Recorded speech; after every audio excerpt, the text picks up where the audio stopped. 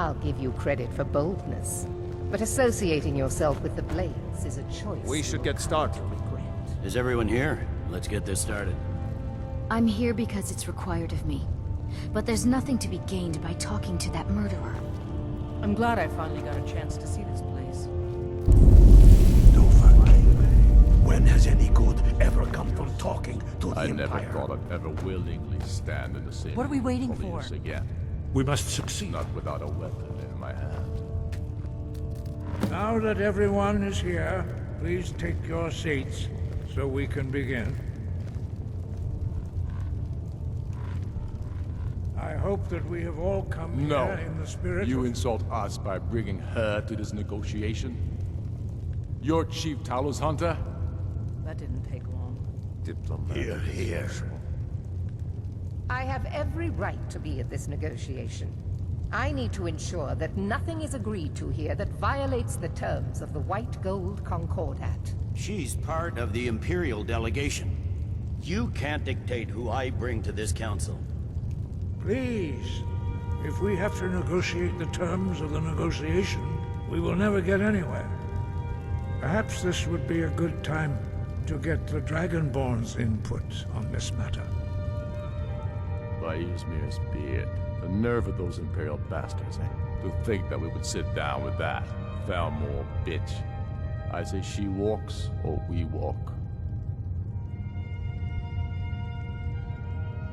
Maybe so, but bringing her here is a deliberate provocation. We need to show Tullius we won't be pushed around.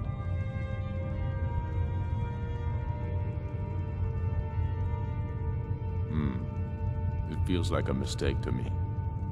But I'll bow to your judgment on this.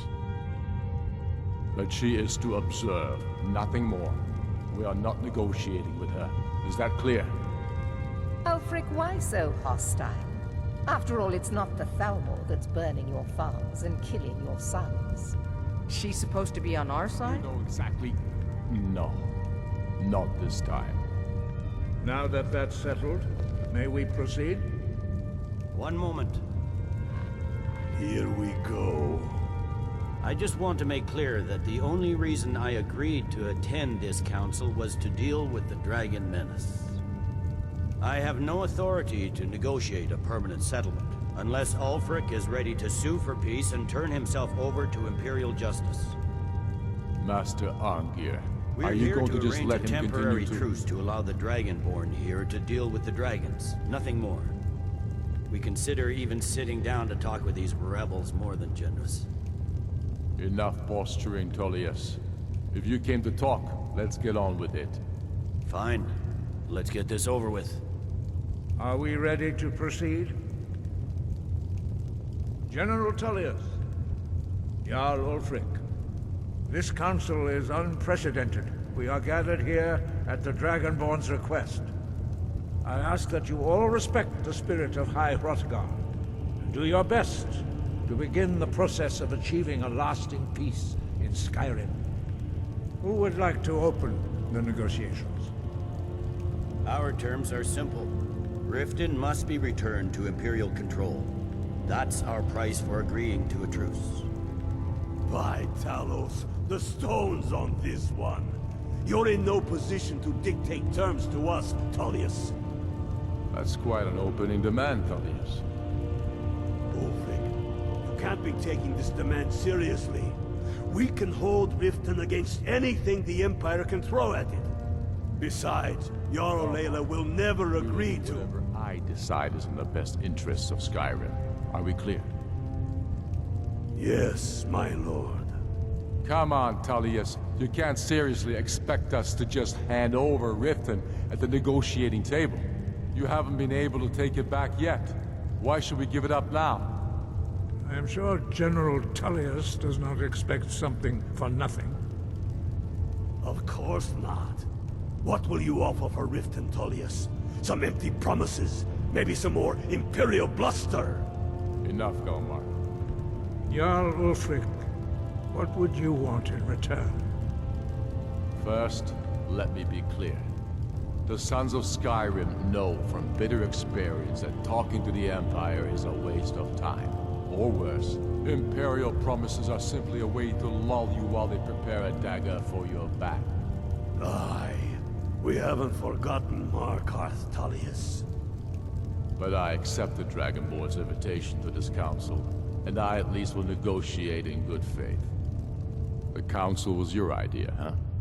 So tell us, what do you think Riften is worth? Yes, with Markarth in our hands, we'll be able to raid the Imperial supply lines out of Solitude. You heard the man, Ulfric. We get Riften back.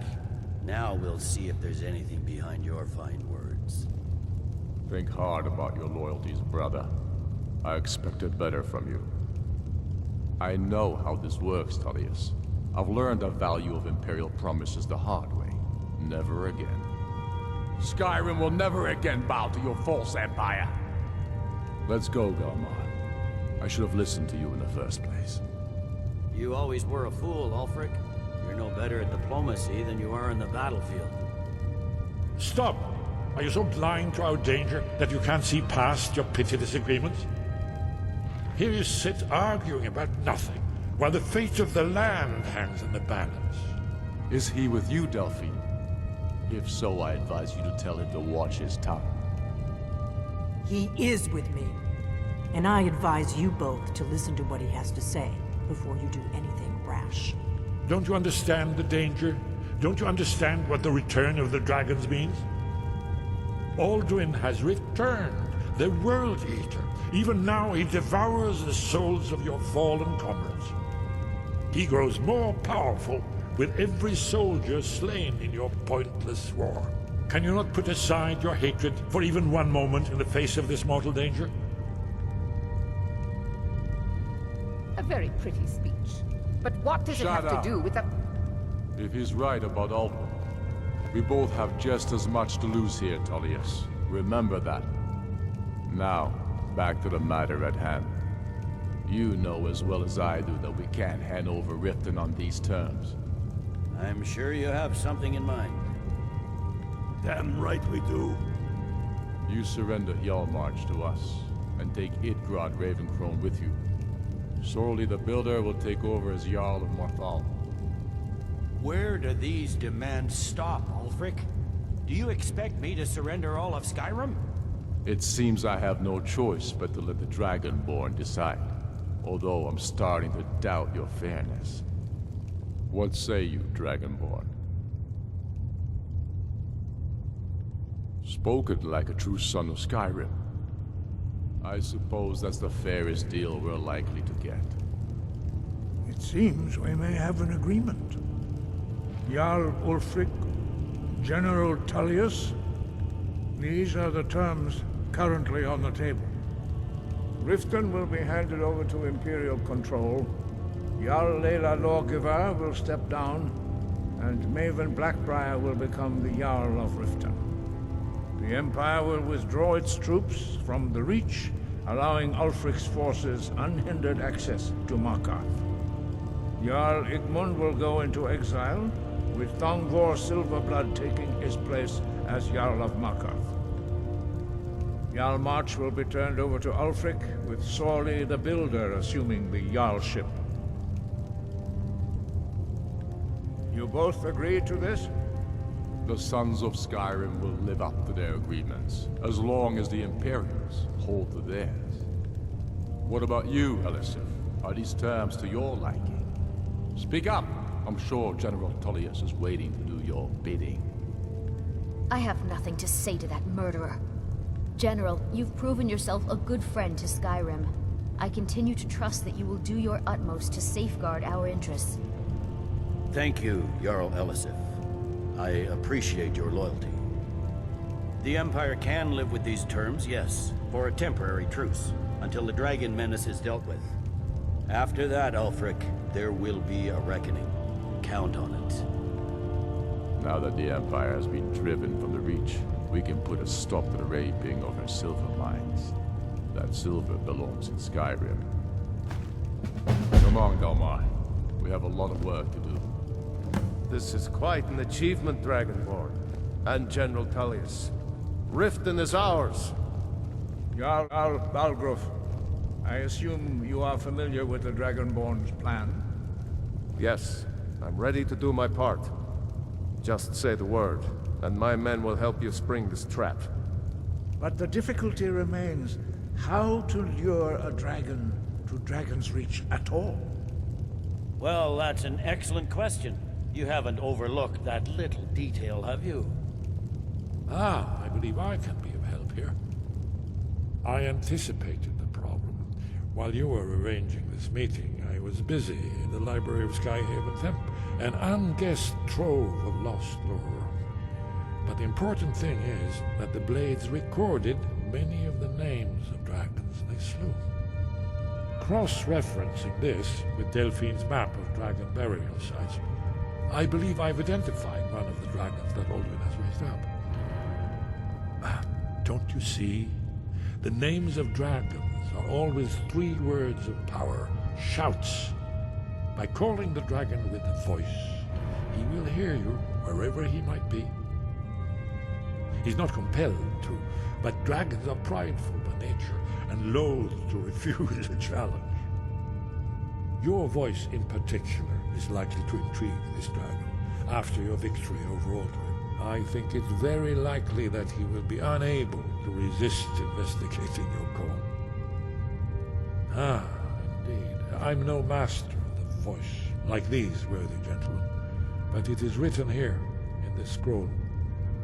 Oda Ving, winged snow hunter, as I read it.